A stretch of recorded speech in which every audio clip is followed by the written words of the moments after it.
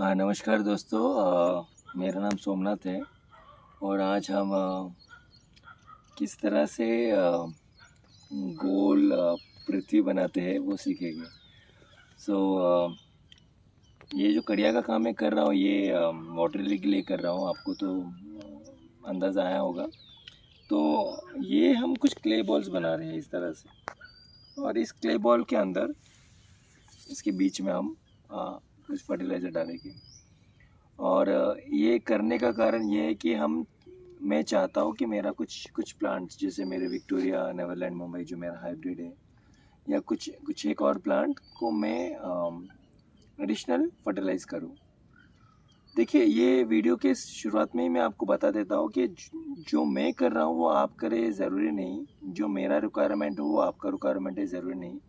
और ऐसा भी नहीं कि मेरा विक्टोरिया को न्यूट्रिशन डिफिशिएंसी है, वो ग्रो नहीं हो रहा है। आप देख रहे हो पीछे विक्टोरिया, नेवरलैंड, मुंबई है, और ये अब ग्रो होना स्टार्ट हुआ है ये, और इससे भी ज़्यादा बड़ा होगा। बट मैं चाहता हूँ कि जो कि इस प्लांट को रजिस्ट्रेशन के लिए दूंगा, तो मैं चाहता हूँ इस प्लांट को मैं और ऑप्टिमल साइज़ में ग्रो करूँ और देखूँ कि इसका पोटेंशियल क्या है। और मेरे पास बैकअप प्लांट है, अगर इन केस इस प्लांट को कुछ डैमेज हो गया या अगर ये प्लांट नहीं आया ठीक से, तो मैंने अपने लिए बैकअप प्लांट्स ऑलरेडी रखा हुआ है।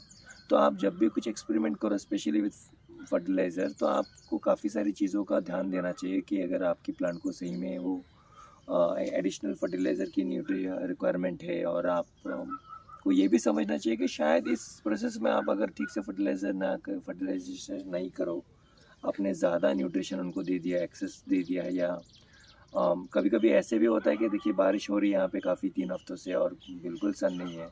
ऐसे में प्लांट ऑलरेडी स्ट्रेस में होते हैं क्योंकि उनको धूप मिलता नहीं है, फोटोसिंथेसिस होती नहीं है, और प्लांट्स स्ट्रेस में होते हैं। और काफ़ी टाइम हम प्लांट को ऐसे टाइम में भी फर्टिलाइज कर देते हैं, और वो प्लांट को वो फर्टिलाइजेशन पॉजिटिव नहीं होती, नेगेटिव होती। बिकॉज आप कभी भी ग्रोथ पीरियड में ही फर्टिलाइज कर सकते हो। अगर एक प्लांट आपका ठीक से आ ही नहीं रहा है और स्ट्रेस में है, और स्ट्रेस किस वजह से वो भी देखना पड़ेगा। अगर वो प्लांट स्ट्रेस में है कि उसको धूप नहीं मिल रही है और उसको फर्टिलाइज करो, मतलब आप उसको कह रहे हो कि तू ग्रो हो, मतलब किसी का पेट खराब हो और आप उसको बोल रहे हो कि तू अभी बादाम खा, तू अभी काजू खा या ड्राई फ्रूट्स खा, तो वो ठीक नहीं होने वाला है।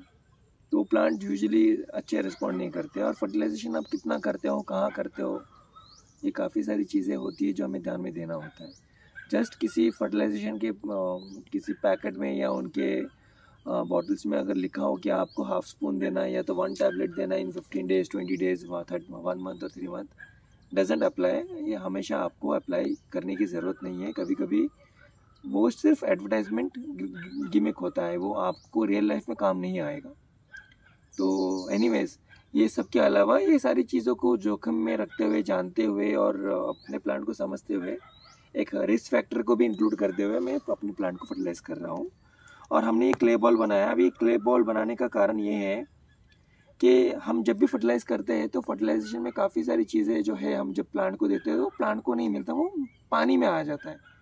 क्योंकि वो जो सॉइल को हम यूज़ करते हैं, जैसे कि किसी भी सॉइल को यूज़ करते हैं, अगर वो सॉइल में जो जो उनका डेंसिटी अगर कम होगा, अगर उसमें जो थिकनेस कम होगा, तो प्लांट क्या होता है, पानी के संपर्क में आने से नरम पड़ जाता है, और वो जो भी न्यूट्रिशन आप उनको देते हो वो पानी में आता है। ठीक है। और वो पानी में आने से क्या होता है, वो एल्गी प्रोड्यूस होता है, आपका पानी हरा हो जाता है। और झाड़ को आपको देना है तो झाड़ को तो प्लांट से तो मिलता ही नहीं है, तो वाटर लिली तो आपका उसको तो मिलता ही नहीं, जो आपको आपका जो ऑब्जेक्टिव हो तो होता ही नहीं पूरा।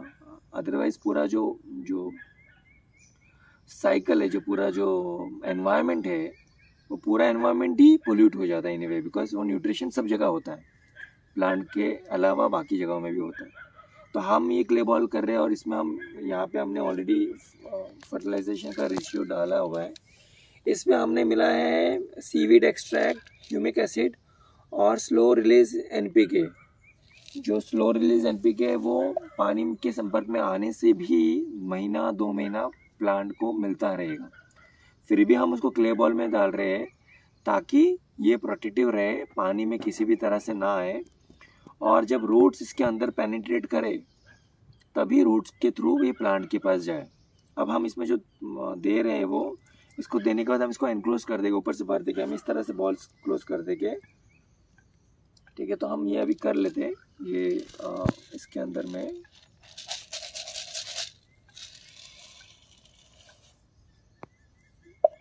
जो ये ब्लैक कलर के बॉल्स है, ये सीवीड एक्सट्रैक्ट है। जो पिंक कलर के, ऑरेंज कलर के है बॉल्स, वो स्लो रिलीज एनपीके ग्रैन्यूल्स हैं। और ये ब्लैक कलर के जो फ्लेक्स जैसे है, ये है ह्यूमिक एसिड।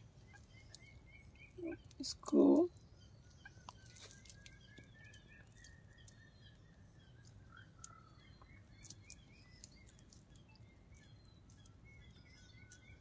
ये हमने, ये जो मिट्टी है, ये शाडू मिट्टी है, इससे मूर्ति बनती है। ये मिट्टी काफ़ी कड़क होती है, बट हमने शाडू मिट्टी को इस्तेमाल करने से पहले इसे 1 साल प्रोसेस किया हुआ है, ताकि इसके अंदर एक्चुअली कोई न्यूट्रिशन, जब हमने इस्तेमाल किया था पिछले 1 साल पहले, तब न्यूट्रिशन नहीं था कुछ।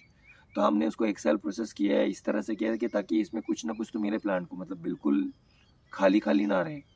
तो इसके अंदर भी कुछ पोषक तत्व मतलब है, जो ऑर्गेनिक वे में है, जो नेचुरल वे में है। और हम इसको अभी इस तरह से बॉल को बनाने के लिए सहयोग करेंगे।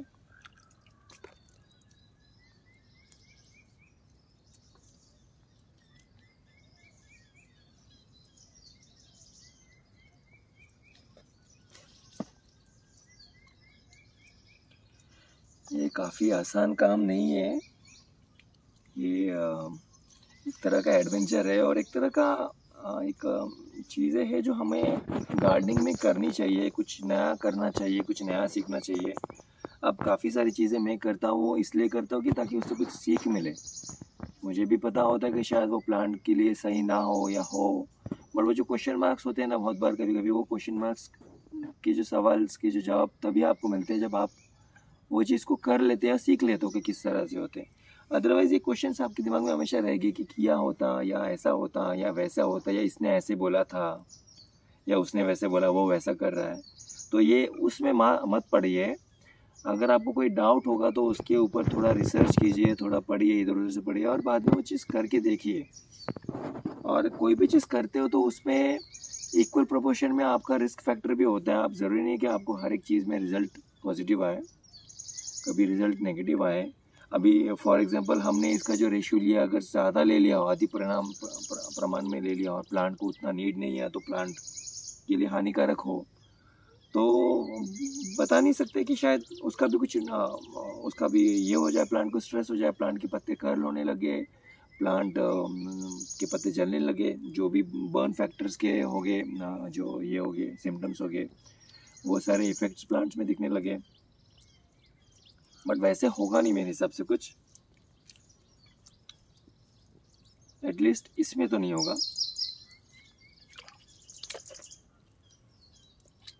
ये काफ़ी थिक है, तो हम लोग इसके सारे जो होल्स है, किधर होल्स रह गए हो गए, कुछ पोर्स रह गया जिससे न्यूट्रिशन लीच करे, तो हम उसको क्लोज कर रहे हैं। तो इसके बाद अच्छा, इसके साथ साथ एक और बात जो आपको ध्यान देना है, जब हम कभी फर्टिलाइज करते किसी भी प्लांट को, तो प्लांट का जो रूट्स है, अगर प्लांट को, अगर आपने ये प्लांट है आपका, अगर आपका ये प्लांट है फॉर एग्जांपल, तो इसके रूट्स इस तरह से आगे जाएंगे और नीचे की तरफ जाएंगे, ठीक है, साइड की तरफ जाएंगे और नीचे की तरफ जाएंगे। तो आपको कभी भी प्लांट के डिस्टेंस में उसको फर्टिलाइज करना है यहाँ पे। तो अगर आपका प्लांट यहाँ पे हो तो इससे 1 या 1.5 फीट में नीचे आपको खड्डा खोद के एकदम नीचे तक इसको पुश करना है। अगर ये फर्टिलाइजेशन है, आपको इसको नीचे पुश करना है और इसको फिर से ढक देना है, ठीक है, ताकि ये जो प्लांट है, फर्स्ट तो इसके रूट्स में एकदम डायरेक्टली इसको नहीं देना है, ताकि ये स्ट्रेस में नहीं है, इसको थोड़ी दूर से देना है, और उसको देने का इसको कवर करना ताकि वो लीच होके वापस पानी में नहीं आए। तो इसको हम क्लोज करना। तो हम जब ये बॉल्स भी डालेंगे अंदर पानी मिट्टी के अंदर, तो हम उसको साइड से डालेंगे और नीचे की तरफ डालेंगे, एकदम जितना नीचे हमें बन सके हम उतना नीचे से पुश करेंगे, और उसे फिर उसके ऊपर मिट्टी डाल के, या यही चिकल मिट्टी को उसके ऊपर, शाडू मिट्टी के ऊपर डाल के इसको हम बंद कर देंगे, ताकि ये नीचे न्यूट्रिशन प्लांट के पास ही रहे। जो कि ये वॉल किया हमने, ये प्रोटेक्ट रहेगा still for a second level protections के। चलो, अगर ये इससे भी कुछ हमसे भूल चूक हो गई हो तो वहाँ पे भी हम उसको कवर अप कर लें। तो आशा करता हूँ कि आपको ये वीडियो से काफ़ी कुछ समझ में आया हो कि हम काफ़ी कुछ चीज़ें नहीं कर सकते हैं, काफ़ी तरीके हैं फर्टिलाइजेशन करने के लिए। अब मैंने इतना बड़ा प्लांट ये बॉल्स बनाया है इस प्लांट के लिए, विक्टोरिया नेदरलैंड मुंबई के लिए, बिकॉज ये प्लांट ऑलरेडी ह्यूज है और इसको न्यूट्रिशन भी एक्सेस क्वांटिटी में चाहिए। अगर आपको छोटे वाटर लिली को देना है या स्मॉल साइज प्लांट में देना है तो आप यही सेम क्ले बॉल में छोटे छोटे बॉल्स भी बना सकते हो। और जो मैंने जो लिया हुआ है न्यूट्रिशंस जो लिया हुआ है स्कूप, आप उसको स्कूप कम कर दीजिए, हाफ स्पून कीजिए, 1 टेबल स्पून कीजिए।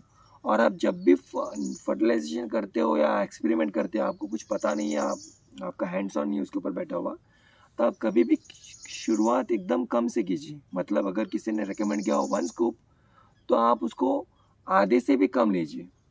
तो इस तरह से स्टार्ट कीजिए और फिर देखिए अगर आपको रिजल्ट आता है तो आप ग्रेजुअली प्रोग्रेस कीजिए। और प्लांट जब ग्रो होता हो एक्टिव पीरियड में, तभी आपको प्लांट को फर्टिलाइजेशन करना है, अदरवाइज नहीं करना है।